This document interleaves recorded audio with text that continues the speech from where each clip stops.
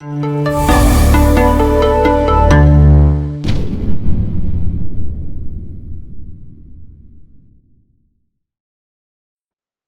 meus amigos, tudo bem com vocês? Sejam bem-vindos ao nosso curso de Processo Civil, nessa aula 1, parte 1, né? Nessa primeira aula nós vamos dar uma introdução ao processo civil, principalmente aos princípios que regem o processo civil, que estão previstos na nossa Constituição, e em virtude do grande grau de conteúdo, grande quantidade de conteúdo, apesar de um edital se chamar Noções de Processo Civil, o fato é que o edital está cobrando praticamente toda a matéria de processo civil. E o nosso tempo é exíguo até o concurso, então nós resolvemos fazer um curso tentando ministrar para vocês, através de exercícios prévios da banca FGV, todos os conceitos necessários e compreensões necessárias que vocês têm que ter para acertar as questões, 5 ou 6 questões que vão cair na sua prova. Bom? Então, doutores, meu nome é Arley, como eu disse a vocês, vocês poderão me procurar no e-mail profissional prof.arleysouza@gmail.com. Tendo alguma dúvida, poderão me acionar por lá, que eu sempre respondo as dúvidas, tá certo? E, desde já, sem mais delongas, vamos entrar no nosso assunto, pois o tempo urge e vocês precisam assimilar bem essa matéria, porque certamente ali aquelas 5 ou 6 questões que vão cair na prova do TJ do Rio Grande do Norte, vocês acertando ali 5 ou 6, vai ser um diferencial na classificação de vocês, certo? E o nosso objetivo é que todo mundo que está fazendo esse curso, seja bacharel em Direito, seja alguém com nível médio, que nunca estudou Direito, tenha a mesma condição de fazer a prova e tirar uma nota muito boa nas questões de processo civil. Repito a importância também de ler a Lei 3.105/2015, que é o Código de Processo Civil. Preciso ler o texto da lei, né? E também que vocês leiam a apostila que nós disponibilizamos, porque a apostila foi feita pensando em vocês, que estão com pouco tempo para aprender o material, o conteúdo necessário para fazer a prova, certo? Então, o meu pedido é que vocês também baixem a apostila e procurem ler o que está lá, porque lá está o suprassumo do que vai cair na sua prova. Eu arrisco em dizer que as 6 questões que vocês terão na sua prova, os assuntos estarão abordados na nossa apostila, em algumas das suas páginas. E só final ela ficou com cerca de 99 páginas, 98 páginas, então vale a pena uma leitura rápida, está esquematizada, de modo que eu creio que é um material suficiente para vocês fazerem uma boa prova no TJRN, tá bom? Então, sem mais delongas, vamos ao nosso curso. Vou compartilhar com vocês aqui a nossa janela, a nossa tela de apresentação, para que vocês acompanhem a nossa aula. Bom, meus amigos? Doutores, a primeira coisa que nós precisamos fazer é apresentar os princípios que regem o processo civil, que estão previstos na nossa Constituição. O processo civil, de forma ampla, assim, de forma resumida, a gente pode dizer que ele é um instrumento para solucionar os conflitos que surgem entre os indivíduos de uma sociedade. Os conflitos, quem vive em uma sociedade tem que saber, perceber que os conflitos são naturais dessa sociedade. A diferença, cada pessoa é única, a forma de pensar é única, a forma de ver o mundo é única. E, às vezes, essas formas tão diversas de ver o mundo, quando nas suas relações interpessoais, quando vividas nas suas relações interpessoais, geram conflitos. E para evitar que nós resolvemos os nossos conflitos pela força, através da autotutela, a civilização evoluiu para criar o processo civil, o devido processo legal, de modo que um imparcial é chamado para resolver o conflito e dizer o direito entre as partes, através desse instrumento chamado processo, certo?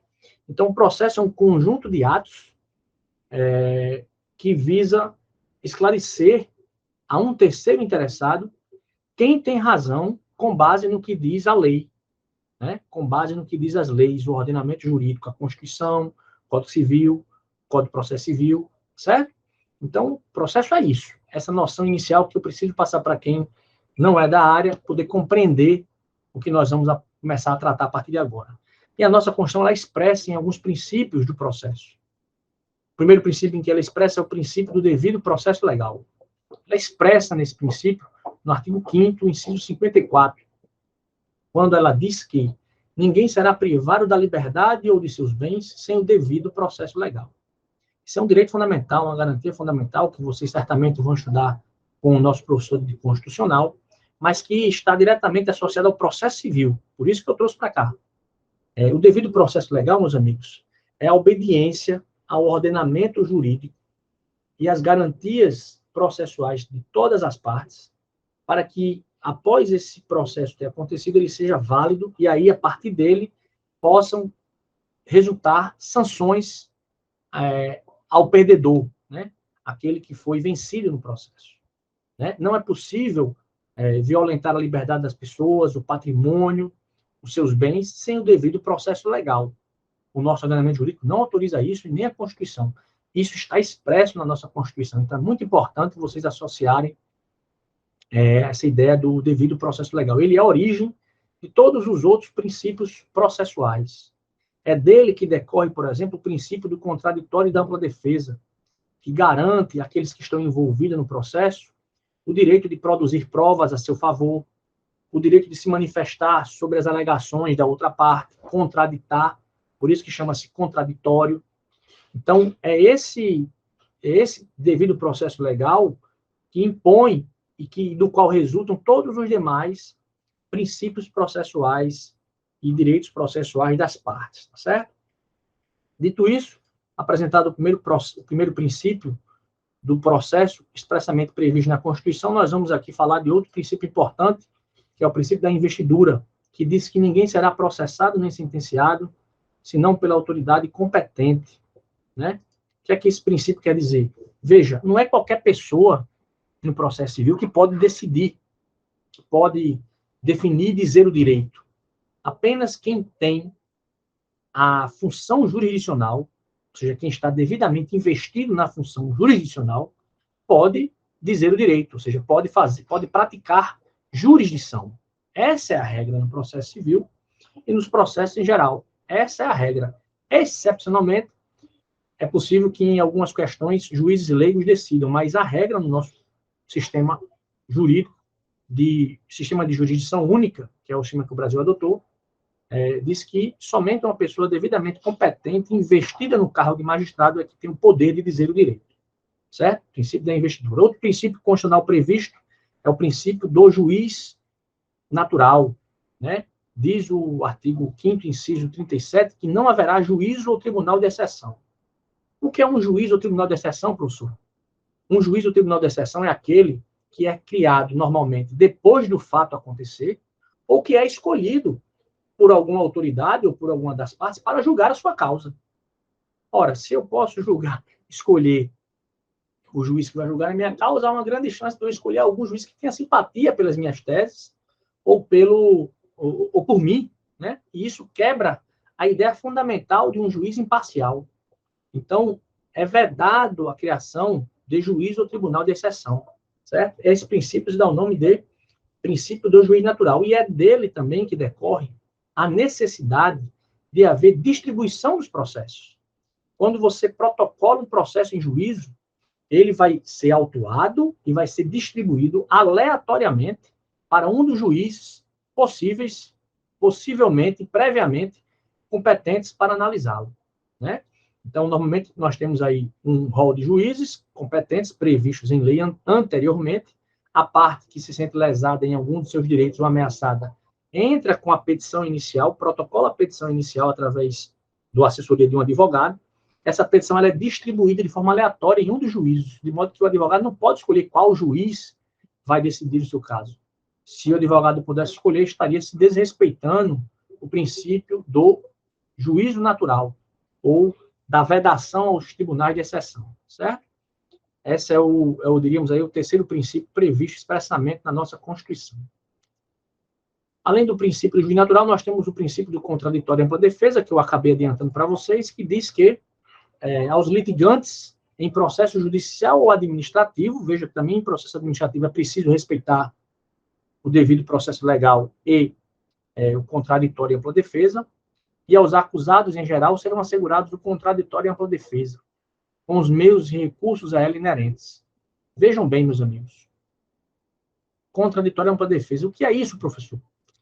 É um direito fundamental das partes de participar do interprocessual, da caminhada do processo, e sempre trazer alegações, provas sobre os fatos que alegam, fundamentações jurídicas sobre as suas teses, de trazer e de ter apreciada pelo juiz que vai julgar aquela causa, essas teses e esses documentos, essas provas trazidas aos autos. De modo que o juiz não pode decidir com um fundamento ao qual não tenha sido dado às partes o direito de se manifestar.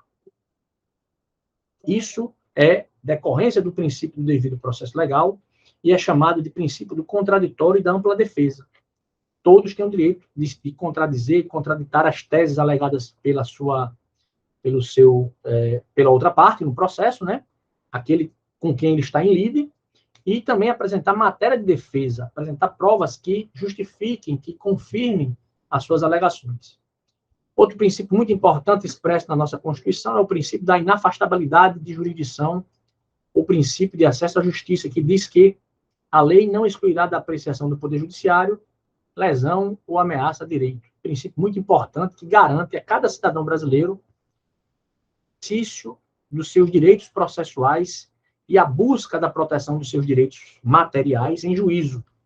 Certo? Tranquilo? Beleza. Princípio da inafastabilidade ou princípio do acesso à justiça. Outro princípio que nós temos expresso na nossa Constituição é o princípio da publicidade dos atos processuais. Em regra, meus amigos, os processos devem tramitar de forma pública, certo? De forma publicizada, de modo que todas as partes envolvidas, e por que não dizer, até mesmo terceiros, possam fiscalizar a atuação jurisdicional, possam olhar o que está acontecendo no processo, se as garantias fundamentais estão sendo vistas. Isso é um modo do detentor do poder, que é o povo, fiscalizar a atividade jurisdicional. Então, portanto, que em regra, todos os processos são públicos, exceto quando for necessário manter o sigilo para defender a intimidade ou o interesse social. Então, suponha um processo de família, um divórcio, né? Um processo de família, o processo tramita em segredo de justiça, porque as relações familiares, da intimidade da família, não tem interesse público nelas. Por isso que esse tipo de processo de família, tramita em segredo de justiça. Mas a regra é que o processo seja público. Bom? Público. Todos podem fiscalizar a atividade jurisdicional. E quando o processo for uma dessas exceções e precisar tramitar em segredo de justiça, ainda assim o segredo não será pleno, porque será permitido às partes, ao Ministério Público, à Defensoria Pública, ter acesso aos autos e poder apresentar suas alegações. Então, ainda assim, esse sigilo não é absoluto. Certo? Beleza. Outro princípio muito importante do processo civil é o princípio da razoável duração do processo. O princípio da razoável duração do processo, previsto no artigo 5º, inciso 78, que diz que a todos no âmbito judicial e administrativo são assegurados a razoável duração do processo e os meios que garantam a celeridade de sua tramitação. Vejam, meus amigos, que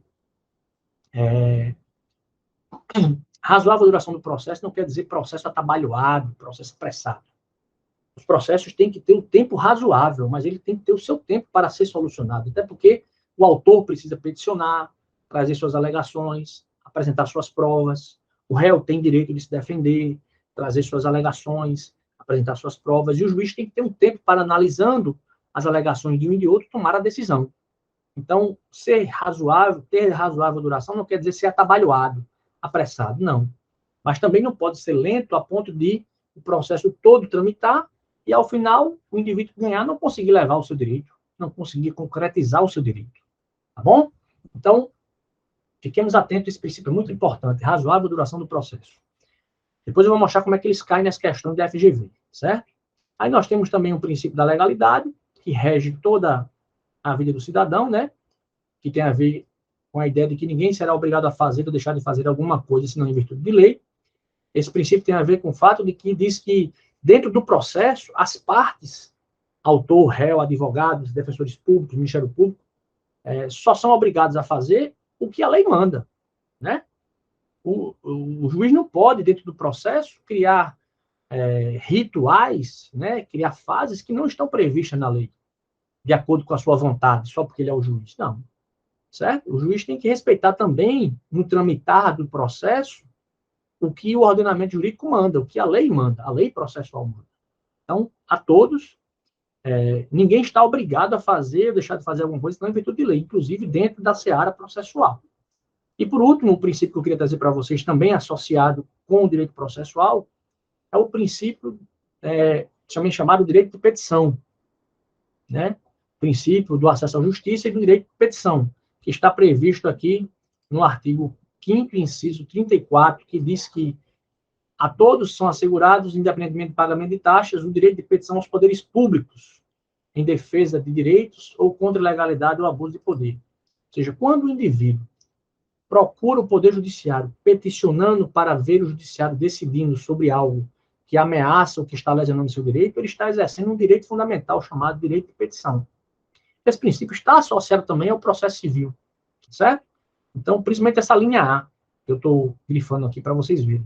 Então, esses são os princípios constitucionais importantes que eu queria trazer para vocês, no primeiro momento, para vocês compreenderem a importância, a ideia do processo como um todo, a importância de conhecer esses princípios e entender como o processo se dá, né, na prática, e mais do que isso, como o seu examinador vai pedir esses princípios para vocês. Por isso que nós vamos agora fazer questões da FGV que tratam dessa matéria. Essa matéria é muito importante. Se vocês compreenderem ela bem, meus amigos, vocês terão chance de ter muito êxito, certo? No certame do Tribunal de Justiça.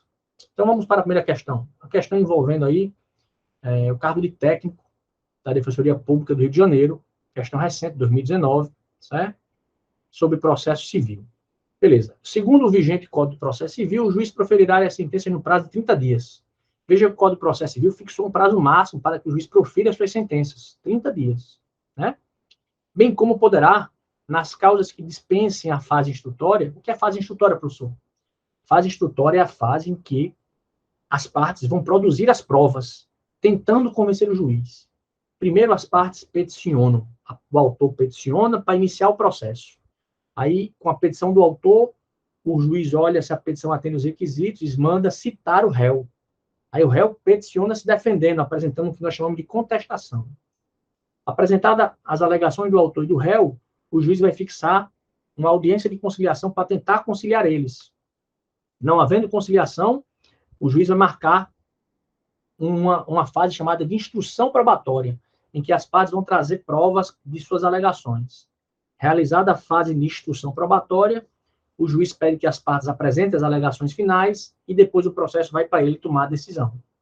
Então, esse é o resumo do processo judicial, do processo civil, e de qualquer processo, em regra, né? O resumo é esse, certo? As fases são essas, de forma assim, resumida.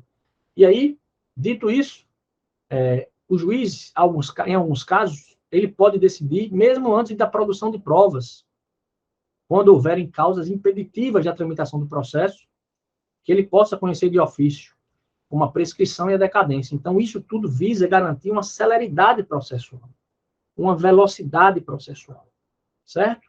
Então, continuando aqui na leitura da questão, diz a questão que, segundo o Código de Processo Civil, o juiz proferirá a sentença no prazo de 30 dias, bem como poderá, nas causas que dispensem a fase instrutória, e independentemente da citação do réu, julgar liminarmente improcedente o pedido, se verificar desde logo a ocorrência, a prescrição ou a decadência. Trata-se de regras processuais que encerram, né, que traduzem a aplicação do princípio constitucional da razoável duração do processo. Por que a razoável duração do processo? Veja que o enunciado traz questões envolvendo tempo para decidir, né? O juiz tem 30 dias para sentenciar um processo, se ele tiver tramitado tudo corretamente, ou se o processo, logo de início, antes de citar o réu, se permitir que ele, se detectar que ele já está com direito prescrito, o autor está com direito prescrito, a ação do autor está prescrita, ou o direito do autor decaiu, né, que são situações que, em virtude do lapso temporal, o autor perde prerrogativas de exercer os seus direitos, ou de buscar os seus direitos em juízo. Se acontecer isso, o juiz pode, logo de cara, sem nem citar o réu, decidir pela improcedência do pedido. Julgar liminarmente. Liminarmente quer dizer in limine, ou seja, logo no início do processo. Isso tem a ver com a concretização do princípio da razoável duração do processo. Porque o processo não tem para que tramitar se você percebe desde cara que o direito do autor decaiu, ou que a ação do autor prescreveu. para que você vai gerar toda a tramitação do processo se o juiz, de pronto, ao receber a inicial e ser distribuído pelo processo, ele já detecta a prescrição e a decadência? E é por isso que o sistema autoriza, excepcionalmente, que o juiz decida de logo em limine, ou seja, inicialmente, antes de se citar o réu, pela improcedência, certo?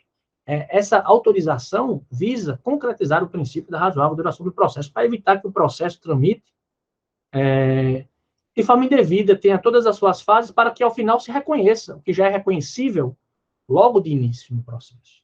Então, veja como é que a Fundação Getúlio Vargas pediu aí para vocês o princípio da razoável duração do processo. Por isso é importante assistir às aulas e, além de ler a lei, tentar construir esse raciocínio dos princípios que envolvem o processo civil. Certo, doutores? Beleza? E vamos fazer aqui uma segunda questão, para vocês verem aí outra questão de como é que isso é cobrado. Os princípios são cobrados, né? Pela Fundação Getúlio Vargas, tá certo? Vamos lá. Depois dessa, nós vamos finalizar essa primeira etapa da aula, certo? Essa aula 1, parte 1. Diz lá a questão de 2016 da Fundação Getúlio Vargas, né? Técnico do Ministério Público, certo? Diz o seguinte: a possibilidade de concessão pelo juiz da causa de tutela antecipatória de mérito, inaudita altera parte, em razão de requerimento formulado nesse sentido pela parte autora em sua petição inicial, está diretamente relacionado ao princípio. Vamos lá. Vejam bem. Nessa questão trouxeram alguns termos que talvez vocês não conheçam ainda, então vou ter que abordar esses termos. Tutela antecipatória de mérito. O que é que acontece? Às vezes, uma parte peticiona em juízo e ela já traz um conjunto de provas que permitem que o juiz, logo no início, vislumbre que deve ser verdade, que deve ter razão aquela parte. Certo? E a parte, além de trazer essas provas, ela traz provas de que, se o juiz não conceder rapidamente uma decisão favorável àquela parte, ela vai ter uma lesão grave ao seu direito, né?